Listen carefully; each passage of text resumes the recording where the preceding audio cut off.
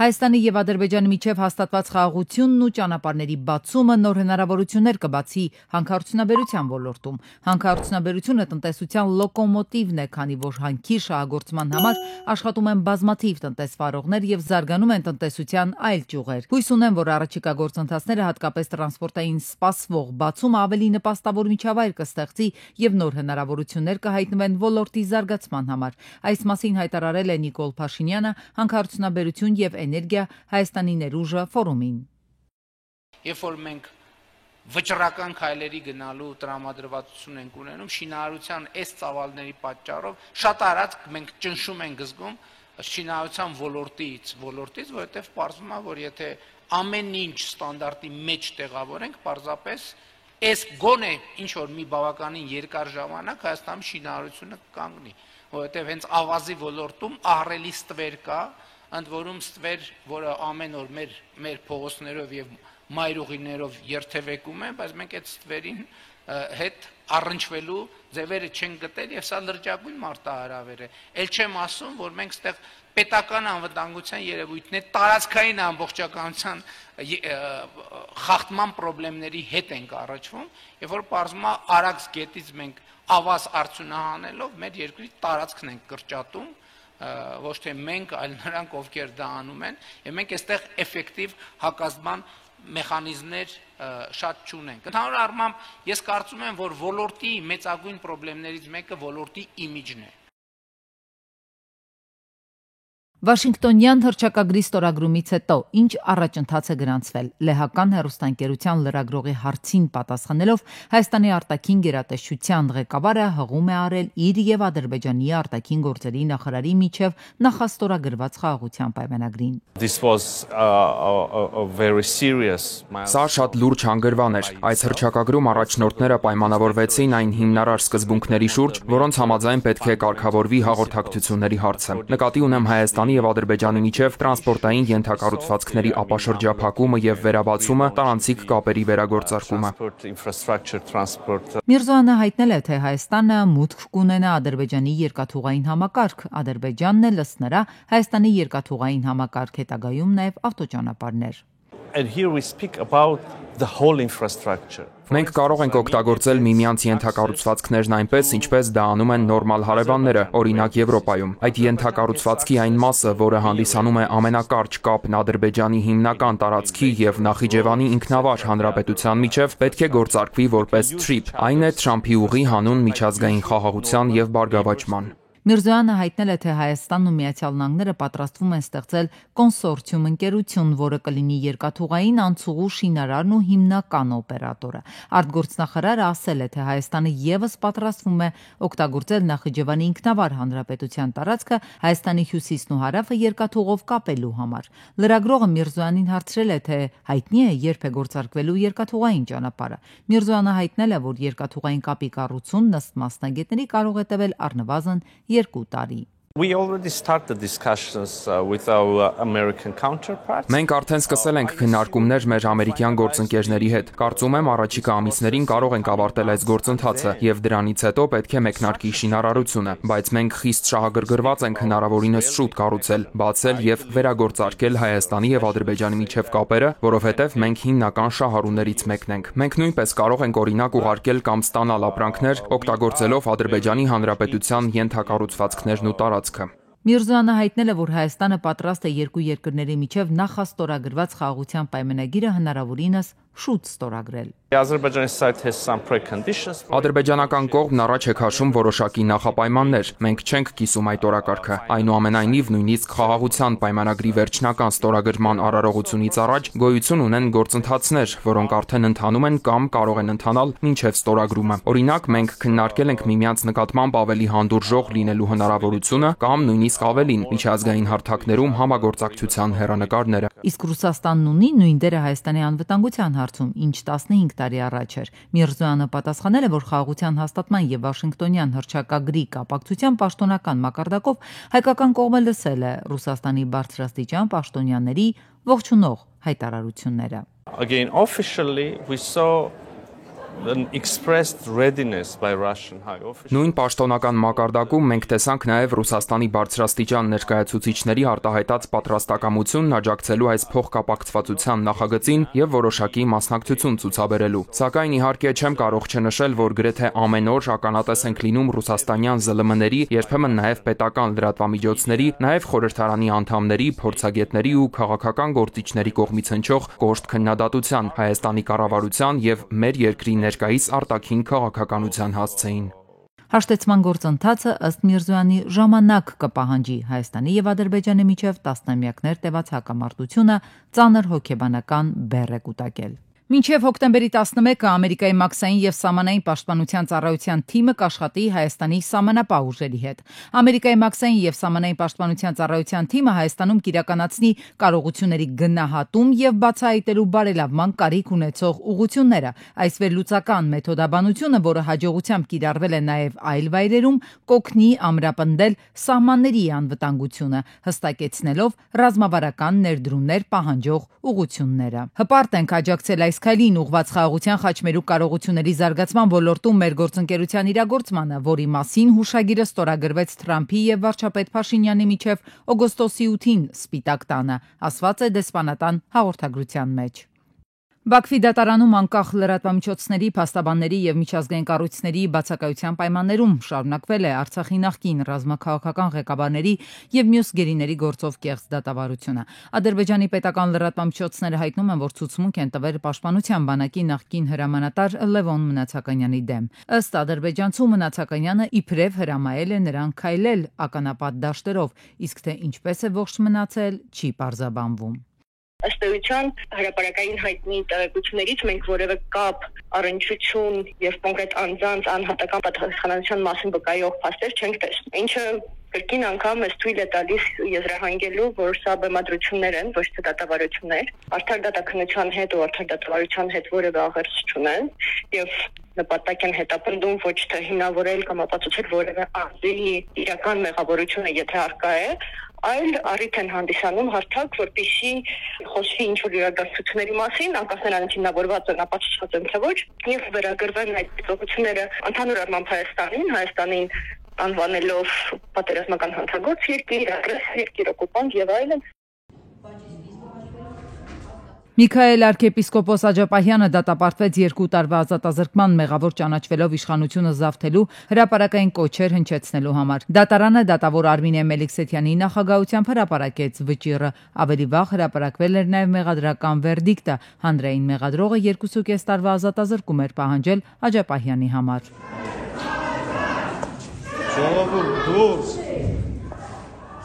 Վերջնական խաղաղություն կնքելու Բաքվի նախապայմանը գիտեինք, թե մեր սահմանադրության փոփոխությունն է միայն։ Հիմա արտգործնախարար Միրզոյանը լեհական հեռուստաընկերությանը տված հարցազրույցում հոգնակի թվով է խոսում, ասում է նախապայմաններ։ Ադրբեջանը դարձյալ թանկացրել է իր ստորագրության գինը, ավելացրել է պահանջների ցանկը, խորհրդարանի իշխող ուժը հարցի պատասխանը դեռ չունի։ Լրագրողների հետ հանդիպմանը եկած падգամավորները չեն հասցրել ամբողջությամբ լսել գլխավոր դիվանագետին։ Հիմա միայն ենթադրությամբ են մեկնաբանում։ Կարծում եմ նախարար Միրզոյանը նկատի ունեցել շարունակվող քննարկումը խաղաղության պայման ադրբեջանական կողմում ոչ թե Հայաստանի հետ քննարկումները, այլ Ադրբեջանի կողմից անդադար սահմանադրության փոփոխման հարցի բարձրացումը, որպես նախապայման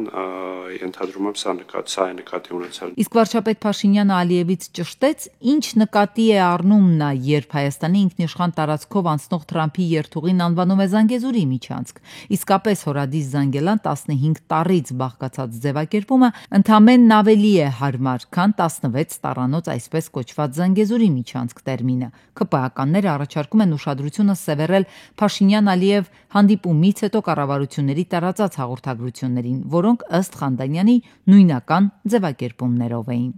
Կան պաշտոնական ստորագրված փաստաթղթեր, որտեղ կան հստակ նշված անուններ, պայմանավորվածություններ։ Մենք ելնում ենք պաշտոնական փաստաթղթերից եւ պայմանավորվածություններից։ մնացած բոլոր խոսույթները ուրեմն չեն կարող լեգիտիմ լինեն, եթե վերաբերելի են Հայաստանի Հանրապետության սուվերեն որևէ տարածքի։ Իսկ Հայաստան խմբակցության падգամավոր Խաչատրյանը հիշում է, որ մինչև 2020 թվականը Արցախյան բանակցությունները մեկնաբանելով Նիկոլ Փաշինյանն ասում էր, թե Ալիևի հետ փորձում են հասկանալ որևէ բառ նշելիս, արդյոք երկու կողմում նույն իմաստն են նկատի առնում։ Ընդդիմադիրը ժամանակներն է համադրում։ Հիմա ունենք մի իրավիճակ, երբ Փաշինյանի մեկնաբանությունները էապես տարբերվում են Ալիևի մեկնաբանություններից եւ ողջամիտ հարց է առաջանում։ Լավ, մի հատ հասկանանք, միգուցե այլաբանություն է այդ միջանցքը, թե իրական միջանցք է, որը լույսը կարելի է վառել եւ անջատել։ Նույն Թրամփը կա, ելույթը, խոսքը կա։ Նայեք, մարդը օգտագործում է միջանցք կորիդոր արտահայտությունը։ Եթե դա հստակեցված չի, ինչ են ստորագրում։ Պատիվ ունեմիցել Տիգրան Աբրահամյանն է մեկնաբանում թուրքադրբեջանական դուետը։ Օգտագործելով այսպես կոչված Զանգեզուրի միջանցք տերմինը երբևէ աչքի տակ չի ունեցել Հորադիս Զանգելանը։ Այն մարդիկ, ովքեր աշխարհագրական տեսանկյունից պատկերացնում են քարտեզային առումով, թե ինչ ճանապարհի մասին է խոսքը, եւ հիշում են, թե այդ քննարկումները, որոնք շրջանառվեցին այսպես կոչված Զանգեզուրի միջանցքի շուրջ, ինչ հիմնական կապի հանգույցների հետ են կապված, դրանք լրիվ այլ ուղղությունների մասին են, որովհետև այսպես կոչված միջանցքային տրամաբանությունը մշտապես քննարկվել է Հայաստանի տարածքով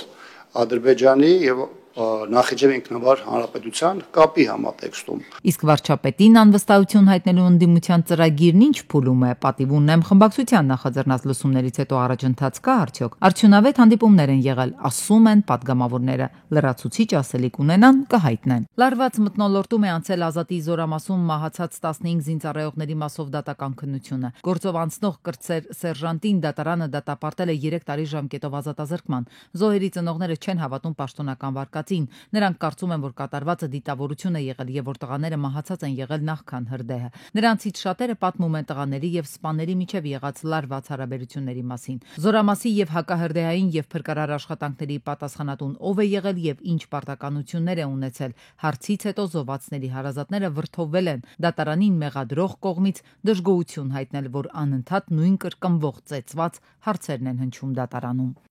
Ես որ դեպքի վայրում չեմ եղել, ես ոնց նկարագրեմ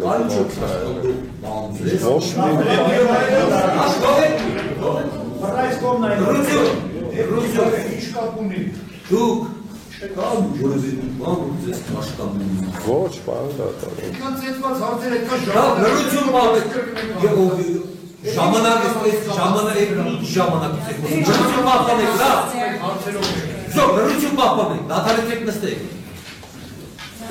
Ես մարդը վարշը կապ չունի այդ մարժարի Գյորջյան Կասկադ 60 ամիս փուլային վճարում բազմաթիվ առավելություններ։ Հանքարդյունաբերությունը Հայաստանի Հանրապետության տնտեսության առանցքային ու անփոխարինելի ոլորտներից է։ Շուրջ 10 տարի անընդմեջ Զանգեզուրի պղնձամոլիբդենային կոմբինատը դառնում է Հայաստանի Հանրապետության ամենախոշոր հարկատուն, ինչը արդեն իսկ փաստում է հանքարդյունաբերության էական դերն ու նշանակությունը։ Առավել մեծ առաջընթաց գրանցելու համար անհրաժեշտ է մշտապես քայլեր ձեռնարկել։ Հենց այդ նպատակով էլ արդեն երկրորդ տարին է կազմակերպվում է Հայաստանի հանքարդյունաբերական ֆորումը։ Այս տարի հանքարդյունաբերություն եւ էներգիա միջազգային միտումները եւ Հայաստանի ներուժը խորագրով։ Այստեղ մենք ունենք լրջագույն եւ հնարավորություններ եւ մարտահրավերներ եւ կարծում եմ հարթակը հնարավորություն է այդ թվում կառավարության համար, որպեսզի ոլորտի ներկայացուցիչների հետ աշխատանքային այսպիսի տևական ֆորմատով բոլոր հարցերը քննարկվեն։ Ընդհանուր առմամբ ֆորումի քննարկումները լինելու են բազմակողմանի եւ տարբեր տեսանկյուններից այդ թվում ներդրումային առումով ընդհանուր տնտեսական ազդեցության խթանման տեսանկյունից եւ նաեւ հանրային ընկալումների բնապահպանական եւ կայուն զարգացման խնդիրները։ Ինչ հեռանկարներ են արդիական ապագայում, որպեսզի միջազգային ներդրողները շահագրգռված լինեն Հայաստանի Հանրապետության հանքարդյունաբերության ոլորտում ծրագրեր իրականացնել։ Հայաստանի հանքարդյունաբերությունն այսօր եւ ապագայի հեռանկարները պանելային քննարկման ընթացքում այս առումով կարևորվեց կայուն օրենսդրական դաշտի առկայությունը։ Չափազանց կարևոր է ունենալ վստահություն ցանկացած համակարգով աշխատելիս։ Դա տեխնոլոգիա չէ, տնտեսություն չէ։ Մարդիկ, անձնակազմը իհարկե կարևոր են, բայց առաջնայինը կարգապահությունն է։ Կարևոր է կառուցել ճիշտ համագործակցություն։ Այսօրվա մեր ունեցած հանքային հենքը, հանքային ռեսուրսները էլ ավելի ավելացնել, այսինքն եթե պլան կա քաջարանը գնա դեպի 40 միլիոն տոննա, հա, տարեկան արտադրության, հիմա անի դա, հիմա շահագործի հանքավայրերը ոչ թե թողի հետագայի 20-30 տարվա վրա, որտեղ մենք չգիտենք ոնց են տեխնոլոգիաները զարգանալու։ Ֆորումի ընթացքում համագործակցության հուշագիր կնքվեց Հայաստանի Հանրապետության էկոնոմիկայի նախարարության եւ հանքագործների եւ մետաղագործների միության միջև նոր ու խոստումնալից փուլի մեկնարկը տրված է։ Մեզ համար բնականաբար ներդրումային միջավայրի բարելավումը, շարունակական բարելավումը մեր կարևոր քաղաքական հանձնառություններից եւ մեր օրվա եւ աշխատանքի շատ կարևոր մասն է։ Եվ բնականաբար ինչ ենք մենք անում շարունակաբար այդ ուղղությամբ, երևի թե երկու ուղղությամբ աշխատանք, առաջինը ինստիտուցիոնալ աշխատանքն է,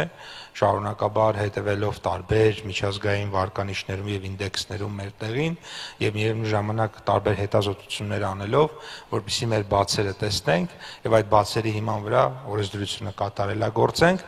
եւ երկրորդը, այսպես ասենք, ոչ ինստիտուցիոնալ, բայց կոնկրետ լուծումներն են, երբ որ մենք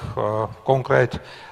ներդրումային պրոյեկտի շրջանակում հանդիպում ենք ինչ-որ խնդիրների եւ փորձում ենք դրանց լուծել։ Հայաստանի Հանրապետությունում գործող հանքարդյունաբերական ծրագրերի տնտեսական եւ սոցիալական ազդեցությունը ահռելի է։ Ըստ պաշտոնական վիճակագրական տվյալների Հայաստանում աղքատության ամենացածր ցուցանիշը Սյունիքի մարզում է, ընդամենը 7%։ Այսպիսի արդյունք են ապահովում մի քանի հանքարդյունաբերական ձեռնարկությունները, որոնք կենտրոնացած են հենց այս մարզում։ Սյունիքն առաջատար է նաեւ Հայաստանում միջին անվանական աշխատավարձի չափով։ Վերջին մի քանի տարիներին այն հիմնականում տատանվում է 300-ից 320,000 դրամի շրջակայքում։ Նախորդ տարի Սյունիքի հանքարդյունաբերական ոլորտի միջին աշխատավարձը կազմել է 835,000 դրամ։ Հանքարդյունաբերությունը ոչ միայն մարզային, այլև հանրապետական նշանակության տնտեսական հենասյուն է, որը հանդիսանում է Հայաստանի արտահանման հիմքը եւ գեներացվող արտարժույթի հիմնական աղբյուրը։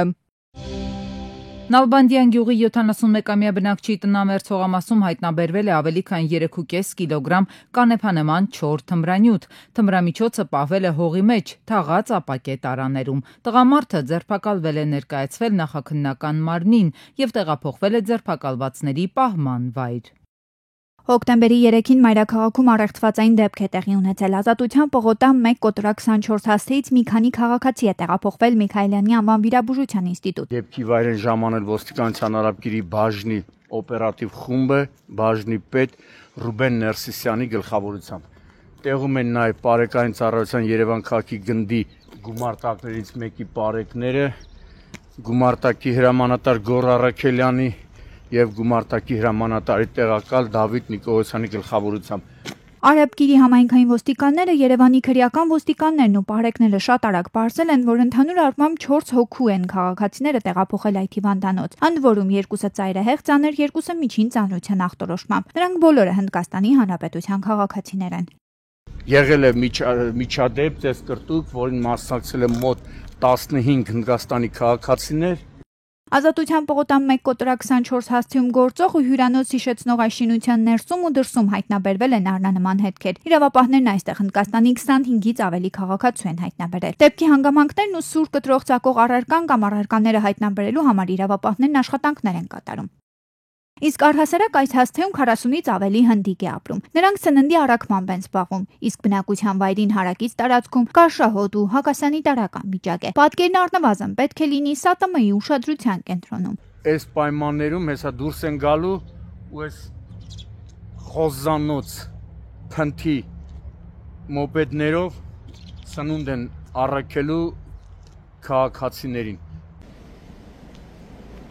Հոկտեմբերի 3-ին Լադան ոսկե տափում Երևանյան խճուղում դուրս է եկել երթևեկելի գոտուց վրայերթի ենթարկել մայթին կանգնած հետիոտնին, առաջընթացել, բախվել բետոնե եւ փայտե Էլեկտրասյանը հայտնվել ջրատարի մոտ։ Առաջինն օգնության են հասել քաղաքացիներն ու Արարատի մարզի շտապօգնության բժիշկների հերթապահ խումբը։ Տեղափոխվել են Վարորդ Արտաշատ բժշկական կենտրոն, հետիոտնն էլ Էրեբունի բժշկական կենտրոն։ Ժամանել են ոստիկանության բարեկային ծառայության Արարատի մարզի գումարտակի 2-րդ վաշտի պարեկները։ Վարորդը սթափ է եղել։ Արեկները սահմանազատել են տարածքը, դեպքի մասին տեղեկությունը փոխանցվել է Հայաստանի քննչական կոմիտեի Արարատի մարզային քննչական վարչություն, որտեղից հիվանդանոց է մեկնել արդեն հերթապահ քննիչը։ Էրեբունի վարչական շրջանի Բուրնազյան փողոցում հակասանիտարական վիճակ է, բայց ոչ թե չի հեռացվում ամենօրյա աղբը, այլ աղբամանները դատարկվում են, փոխարենը շինարարական աղբը մնում է այդտեղ կուտակված։ Երևանի քաղաքապետարանից պարբերաբար հայտնում են, որ շինարարական աղբը հեռացնելն իրենց իրավասությունների մեջ չի մտնում։ Այդ դեպքում որտեղ պետք է լցնեն բնակիչներն ու ովքեր պետք է հեռացնեն դա։ Եթե այդ մեքենաները պիտի